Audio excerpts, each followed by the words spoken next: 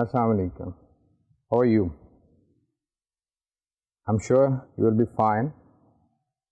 We are discussing report writing. In the previous lectures, we discussed short report, though we did refer to long report or formal report, but most of the time we discuss short report. That how is a short report written, the types of short report. What are the types of short reports? There are two, informational and analytical. Then we discussed the format of short report. There was letter format and memo format. And then we discussed the planning steps necessary for writing reports. Today we are going to discuss, though we did refer to it in the previous lecture, the formal report, or another way, the long report. Basically, as I have been stressing this fact that the main difference between a formal report and an informal report, or a short report and a long report, is that of the tone, the level of language, the way it is conveyed. Formal report is always conveyed in a very professional manner. So the tone of formal report is very professional. All the parts are different from a short report. And as we discussed that this can also be an informational report or analytical report. Like any short report, a long report can be informational as well as analytical report. It can be fewer than 10 pages or it can be more than 10 pages.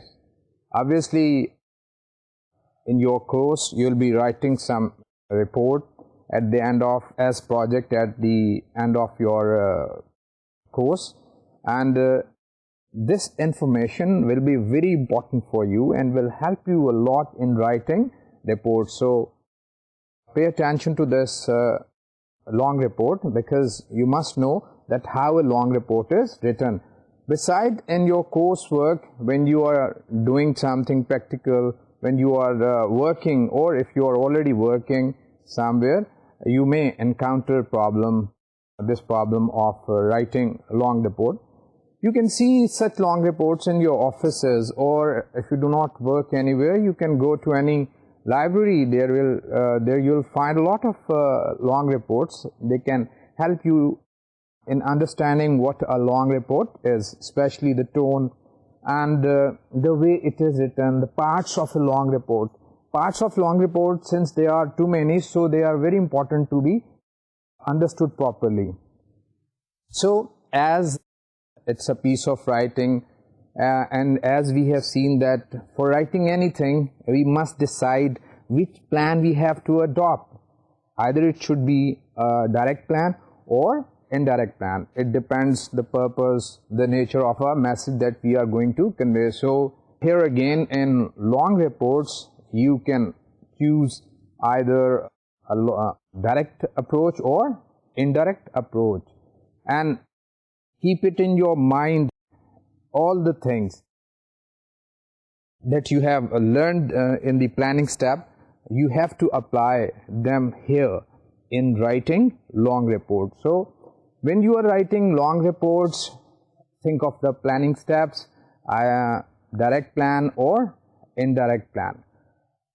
Similarly, its reader, the audience of a long report can be either the people within your organization, or in some cases it can be people outside your organization.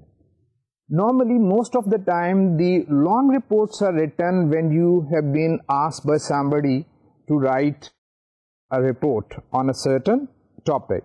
But in some cases, you may write a long report voluntarily on some issue. I mean, you are making a research on some topic and you write a report on that topic without any authorization.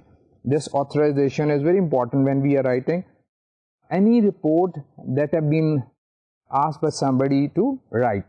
So, for long report, you must know that its tone should be very professional, very formal, number one. You can adopt any plan, organization plan. It can be direct or indirect. We call a long report when it is a little fewer than 10 pages or over than 10 pages. So it can be written within the organization as well as outside the organization. So this must be known about a formal report. Beside this, you must know that there are certain basic parts of a formal report, or we can say that we divide a formal report into different parts. At least there are three, right? So number one is prefatory parts. Prefatory parts are those parts which in fact are not related to the main topic of the report, but they are very important. They tell the reader about the report and a lot more that we will be discussing later on. So number one part of a long report is the prefatory parts, number two is the main text or text part, and number three the supplementary parts. So far as prefatory parts and supplementary parts are concerned, they are not basically the main purpose of the report, but they help the main purpose in communication, in making the main topic understand to the people. For example, just think that how important they are. If you are given a book without any title, without any name, so what would you think of the book? What will you think about the book? I mean, you will have a vague idea, what is this? Are these only pages or something else? Similarly, it's very important that you must give your report some title, something other, some table of contents and other things there which we include in a report to make it a complete report. So remember that the basic parts of a formal report are three, and prefatory parts, text parts and supplementary part. Prefatory part includes a lot of things. I mean, more than 3-4 things into it. So it's very important that you must understand that what parts are included in this section. For example, we have cover, we have fly, title, we have title page, we have illustration, we have table of content, we have synopsis or executive summary, a lot of parts into it. It's very important you must know very precisely what these parts are. I mean, what is the purpose of the title page, how it is written, how it is formatted, because formatting the title page is very important. Similarly, you must know what is synopsis and what is executive summary and what is the difference between these two.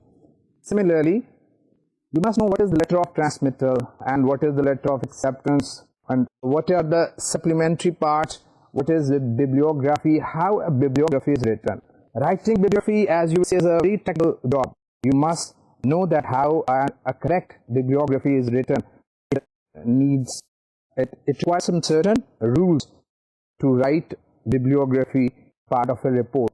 So let's discuss in detail that how these three main parts of a formal reports are written and what are the parts involved in each section are written. So we begin with the first section, that is prefatory part.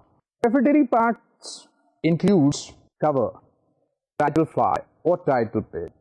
letter of authorization, letter of acceptance, letter of transmittal, table of contents, list of illustrations, synopsis or executive summary. So you see that A, B, C, D, E, F, G, H, almost 8-9 parts. So these parts comes in the beginning of the formal reports, and they are basically an introduction to a report. Obviously, it's not the introduction of the subject matter that is given in the second part. In the main text, that subject is related to the topic, is something that introduces the report. So the first prefatory part is cover. Use a cover with formal report. Don't forget it. Use a plain, sturdy, light cardboard with good page fastener. So with the cover on, the open pages should remain flat. So whenever somebody is reading your report, the pages are there and it can be read like a book.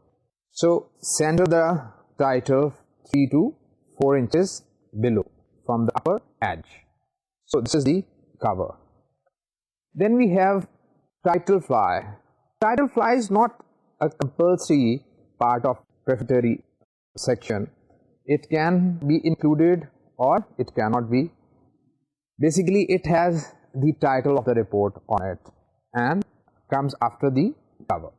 So the most important is the title page. Title page carries 4 things. Number 1, the title of the report. Number 2, the name, title, address of the person for whom the report is prepared. So we write the word prepared for or to whom the report is submitted. In that case, we write submitted to. So this is the second part of the title page. It carries the name of the person whom the report is being submitted. It has his position or title, and it has his address of his company or his organization. Then comes the third part, and this is the part which carries the name of the writer, the title of the writer or the position of the writer, and then obviously the organizational address, and it normally has the word prepared by or submitted by. As the second section has prepared for or submitted to, it is prepared by or submitted by. So the fourth is the date on which the report was submitted. So remember that whenever you are writing reports, you have to have all these 4 parts on your title page. The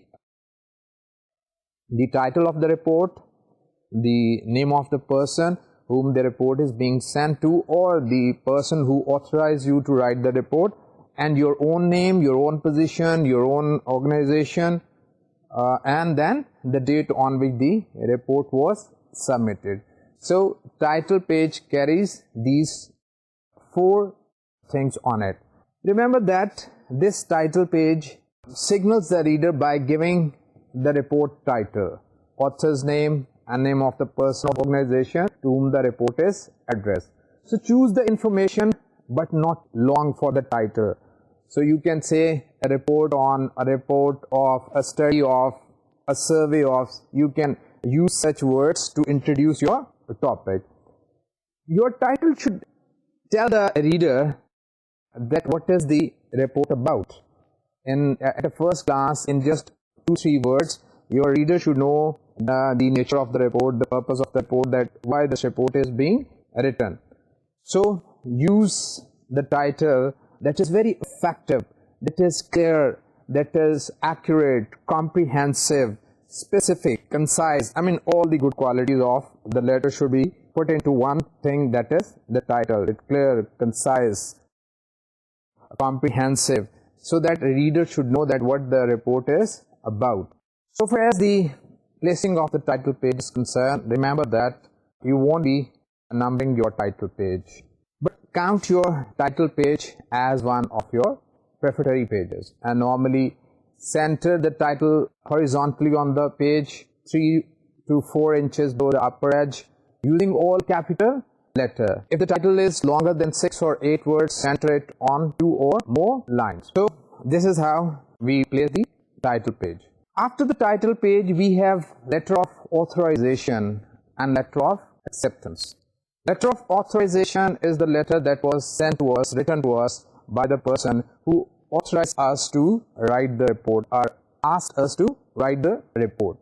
So it may be a letter or it may be a memo. Obviously, with an organization, it must be a memo and it can be a letter. So you may want to include this letter into your report. It's good.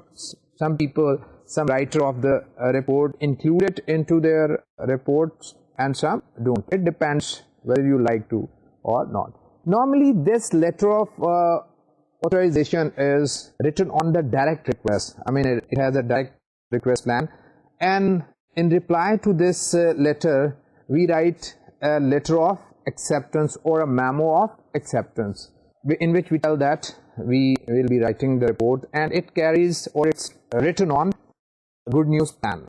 So it confirms time of the writing of the report and it also confirms some money restriction and other pertinent details. I mean, anything that you as writer think that is important to convey to the person who has authorized you. So this section of the prefatory part includes these two types of letters, letter of authorization and letter of acceptance. So letter of authorization is written on direct plan, normally on direct plan, and letter of acceptance is written on good news plan, both using direct approach. And it also tells the reader about any reservation that you as writer may have.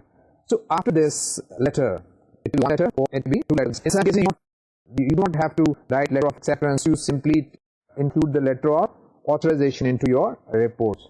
Then comes transmittal. So if we sum up what we have said so far, we are discussing about the prefatory parts of a formal report. Prefatory parts are the first section of a formal report. They include cover, they include fly title, fly page or and title page, and then they include this letter of authorization.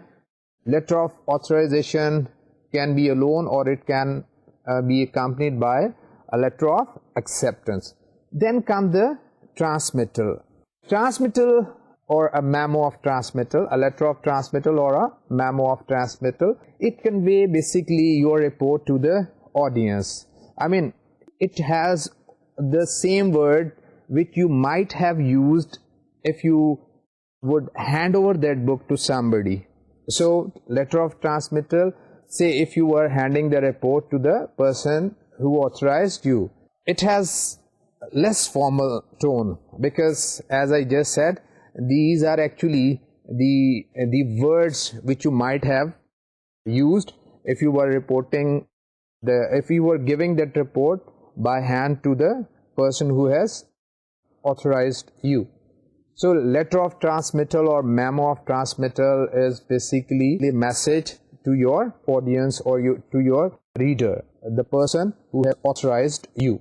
Depending on the situation, your letter may include or might include certain points. For example, it may acknowledge those who help with the report. I mean, you may like to mention some of the people who help you writing the report.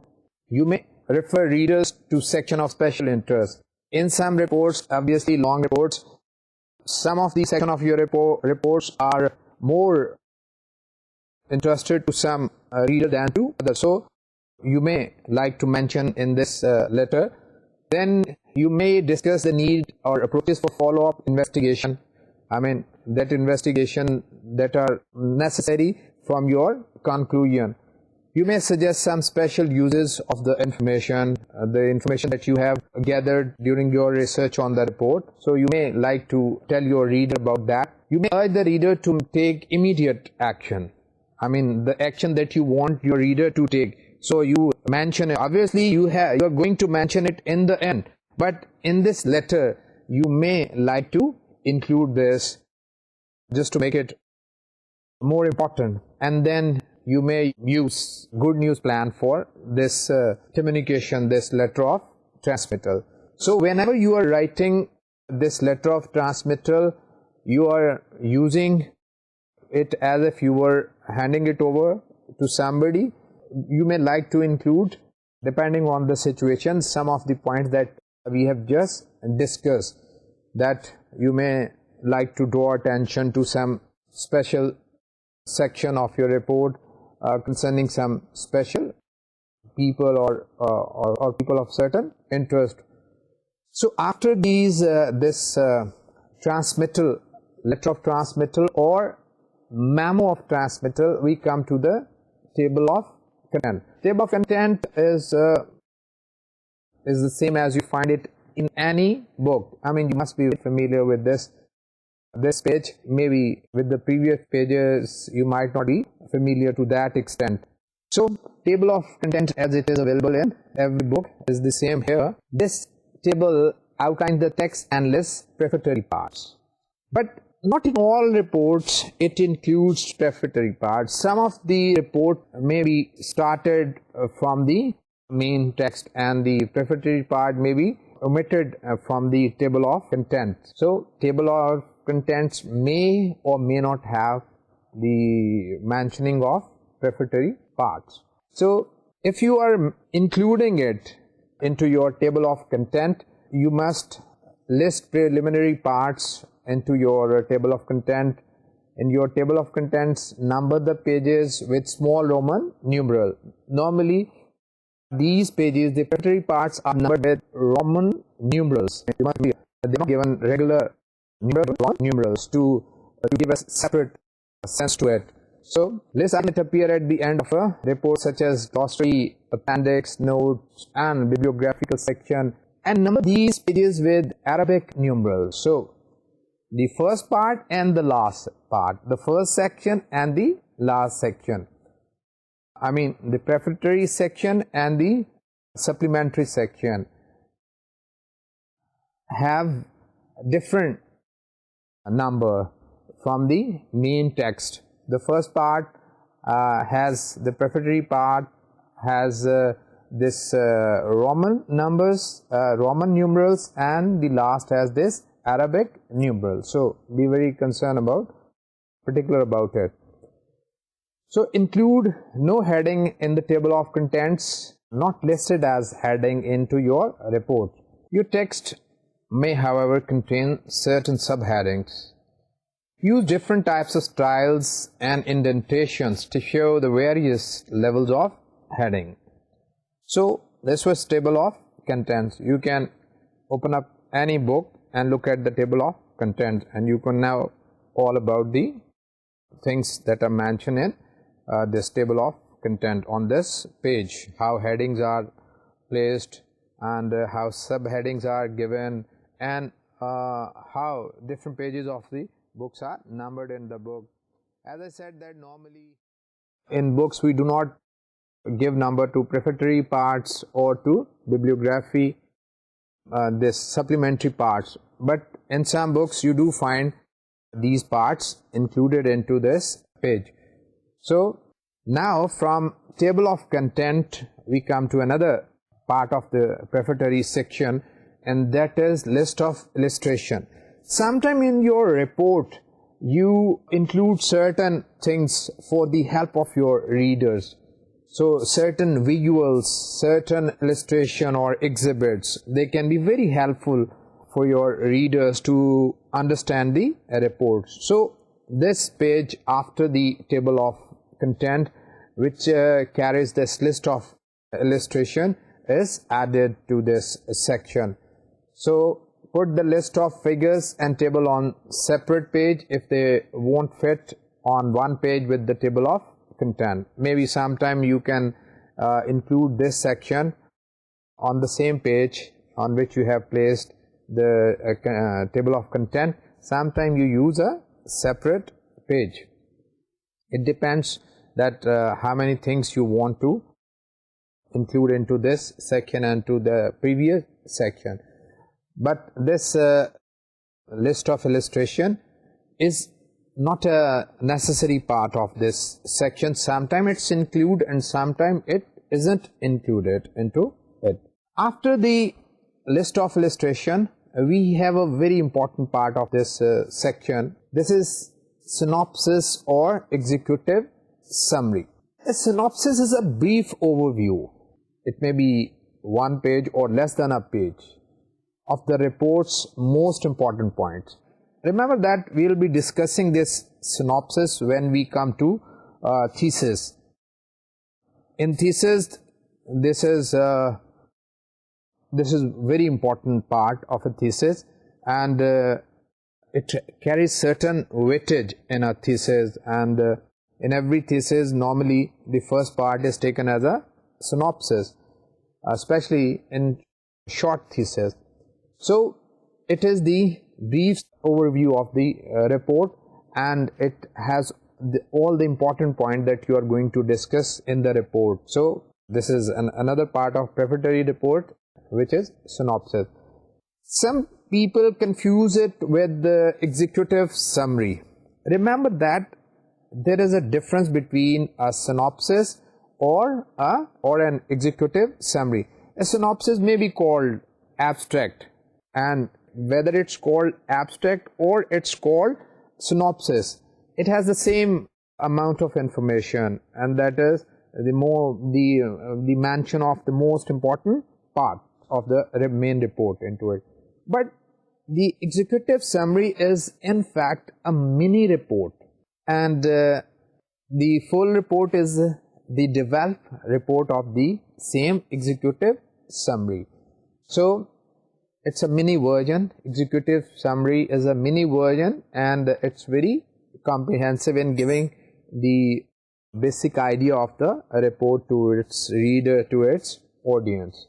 So make your summary, when you are writing this, take care of few things. Make your summary able to stand alone in meaning a mini report. I mean, you write your summary in such a way that alone this executive summary can be very helpful in understanding the whole of the report. So make it intelligible to the general reader. Readers of summaries will vary widely in expertise, perhaps much more than those who read the report itself. Sometimes you write a report which has certain technical things into it, but when you are writing this report, you don't use all those technical terms, jargon into your mini report or your executive summary. So this can be very helpful for people who are not familiar with the technical terms. So translate all technical data into plain English. So what you do here is that you explain all the report in simple, easy English, into simple language. So take care of this when you are writing executive summary. Remember that you don't have to add anything new into this summary which is not mentioned into the main report.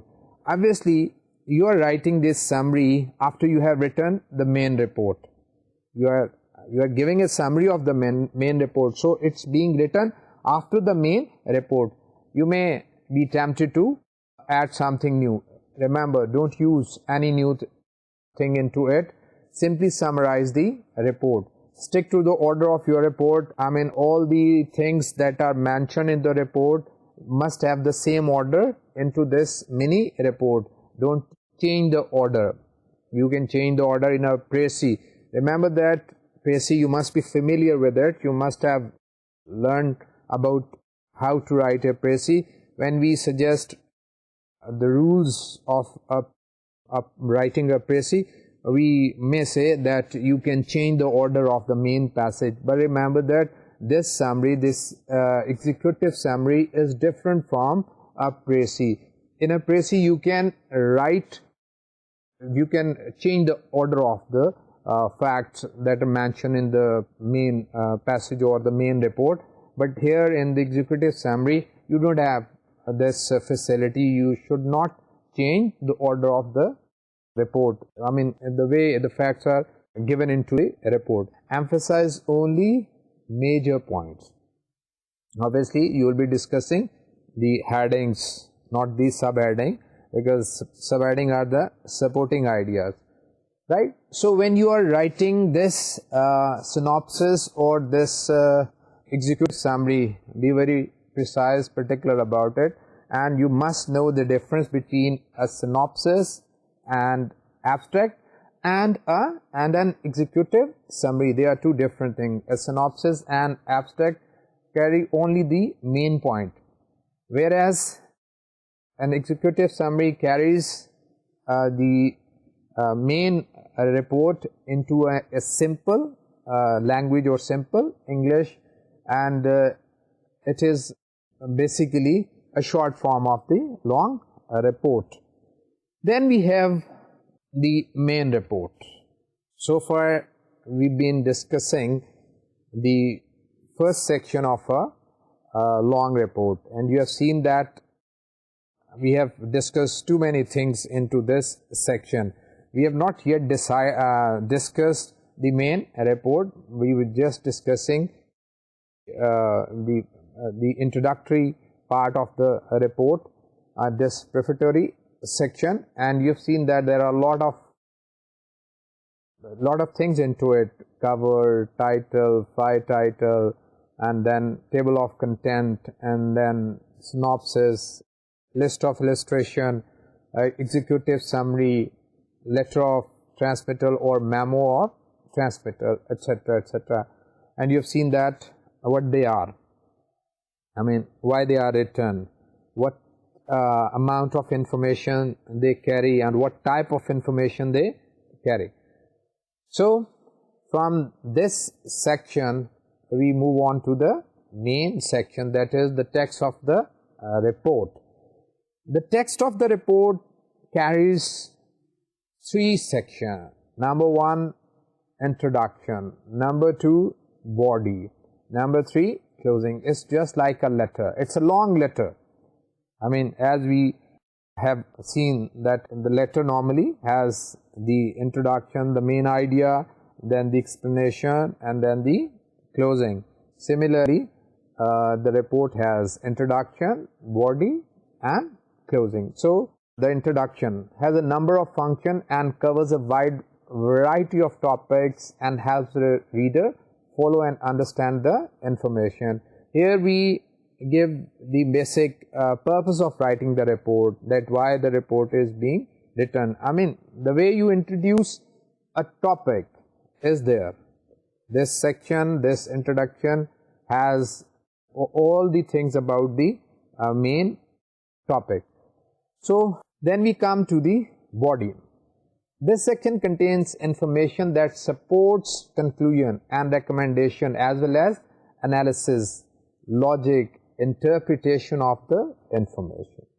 I mean, here we discuss the main problem, that what was the problem, and the recommendation or conclusion that we are going to make in the coming section, the closing section, has its roots in this part.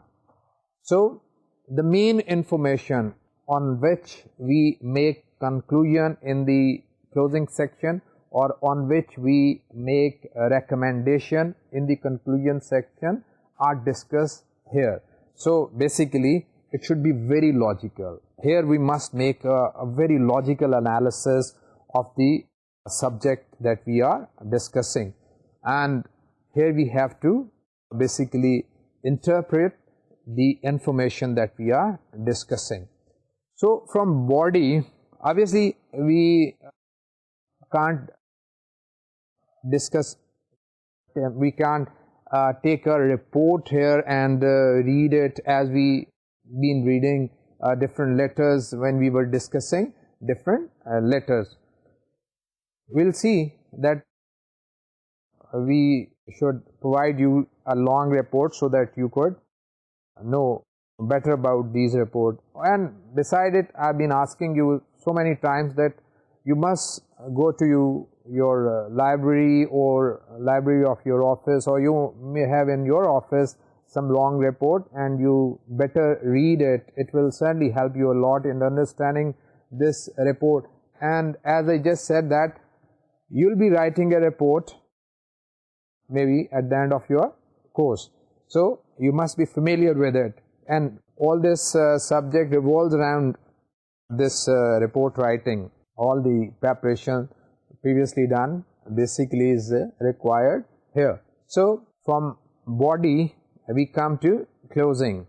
You summarize the main idea of your report, highlighting your conclusion or recommendation, and list any course of action. I mean, here you summarize the main idea and you give your conclusion, you give a recommendation, and you list the course of action. I mean, what action do you want your reader to take? So this part is very important. Actually, this was the part of your report for which this report was written. In the body, you discuss the main information that has brought about the conclusion or the recommendation you are going to discuss here. So this is very important part. Here, the skill of a report writer is, the skills are required here at this part. I mean, here a communicator tells that he has these communicative skills or not. So you have to make analysis here of the information that you've been discussing. In long report, this section may be labeled summary, conclusion, or recommendation. It depends on convention of the writer or of the organization that you work in, that you may name this section as summary, as conclusion, or as a recommendation. So here we finalize a report, but this section was the second division of the report, or the second section of the report, though it's a main report. Then we come from here to the third section of the report, and that is supplementary part. In supplementary part, we have three things. We have appendix, we have bibliography, and we have index. So far as the appendix or appendixes are concerned, they contain material related to the report but not included in the text because they were lengthy or not directly relevant. So this section includes anything, any material that was indirectly related or relevant to our report, and or that was very lengthy. So to be precise, we didn't mention it in the main part of the report or the body of the report. So it may include statistics or measurements regarding something mentioned in the report. It may include maps, it may include complex formulas, it may include long quotations, it may include photographs, it may include related correspondence, letter of inquiry, etc. that we have made. Obviously, in some reports, you may have to seek information from some other source and you may write them for that information. So you would like here to mention those sources. So related correspondence is given here, and then text of law or regulations that you have or you might have referred to into your main report. So this section carries a lot of information and lot of things. Then we have bibliography. Bibliography tells you about the source of the material that you have used. For example, you have used any reference from any book or any newspaper or from net. In reports, we like to mention the reference of these things. So here we mention the name of the writer, the name of the book, the name of the publisher, and the year when the book was published, or about the article. If we are mentioning any article, the writer of the article, the magazine or the newspaper where the article was published, and the date of publishing that article, everything about it. Writing bibliography is very difficult because it's very technical, and we'll be discussing how to write this bibliography when we discuss thesis, because it's very important. You must be familiar, very familiar with the different patterns that are used in writing bibliography. So we'll be discussing this bibliography when we discuss thesis. After that, we have the final of this supplementary part, and that is index.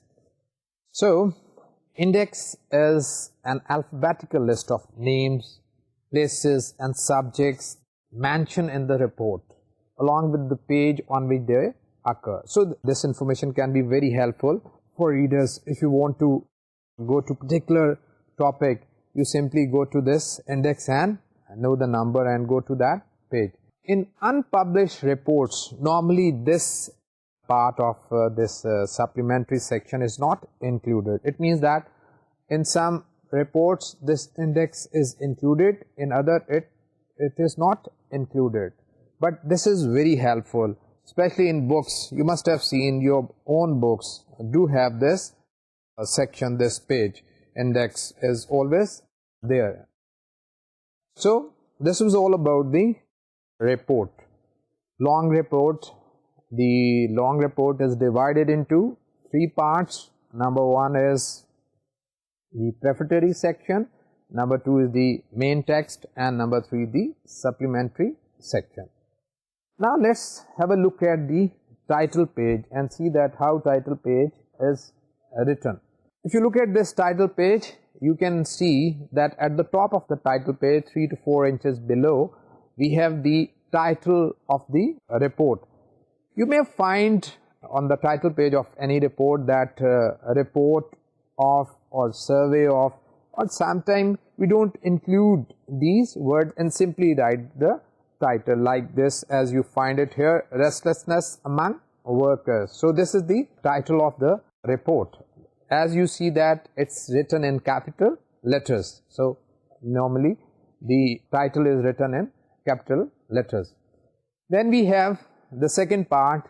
Second part carries the information about the person who authorized the report. So you see that prepared for, it shows that it was prepared for the person who authorized the report. So you see that prepared for Ahmed Hassan, General Manager, ABC Textile Mills. So it has the name of the person, it has the position of the person and address of the person. And then we have the third part of the report, and third part of the report is the information about the person who prepared the report. So you see that it has his name, his title or position and his address. So you see that prepared by, or it can be replaced with submitted by, as prepared for can be replaced with submitted to. So it is, here we have prepared by Asad Ali, Manager Cost Accounting Services, ABC Textile Mills Limited. So it shows that the report was written by the person of the same organization.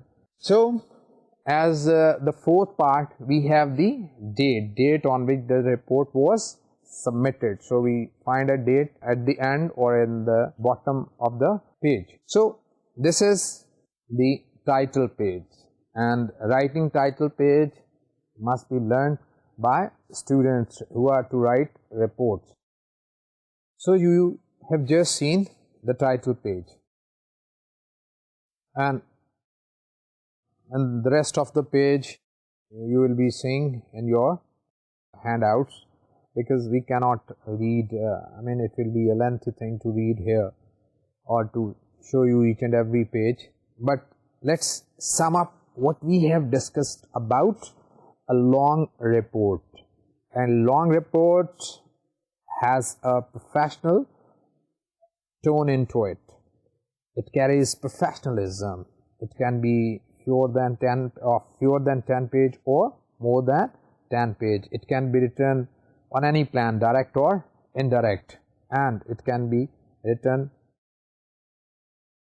on the request of some person within the organization or outside the organization. Basically, the parts of a long reports are divided into three basic sections. Number one section is prefatory section. This section covers a lot of things. It covers cover, title page, a list of illustration, a table of contents, synopsis, executive summary, letter of transmittal or memo of transmittal, all these things. And then comes the main body or the main report. This has three parts: introduction, that shows the purpose, or that gives the purpose of the report, that why this report is being written, and it introduces the topic to the reader. And then we have the middle part of the report. This middle part discusses the main information, and it discusses the information which actually strengthen all those recommendation or all those conclusion which are given in the closing section. So closing section carries a summary of the main report discussed in the main body, or it may have a section called recommendation, or may have a section called conclusion. I mean, all these things means the same, but they do carry some differences. So after this main body of the text, we have the supplementary part. In supplementary part, we have three things. We have appendix, we have bibliography, and we have index. Appendix carries all the references of the material that were mentioned in the main report, and it was not given there in detail, for it was very lengthy. So this bibliography is a list of source material on a particular subject. And then comes index. An index is an alphabetical list of name, places and subject mentioned in the report. So these are the main parts of a formal report. As I am repeating this thing, that you must make yourself familiar with these parts, as you have to write reports, maybe as a part of your course, but certainly at the workplace when you are working or where you are working. So make yourself familiar with this, know what a formal report is and how to write a formal report, make yourself familiar with different things, and as I said, it's better that you look at a good report. So with this, our topic on report writing is almost over, and we'll switch over to the next topic, that is market report. Obviously this is different from a business report. So far as business report is concerned, this is what we discuss in these 2-3 lectures, and so far as market report is concerned, we'll be discussing in the next lecture. Obviously it's different, it's a piece of writing but different from the business report. So until the next lecture, I say you Khuda Hafiz and see you next time. Assalamu alaikum.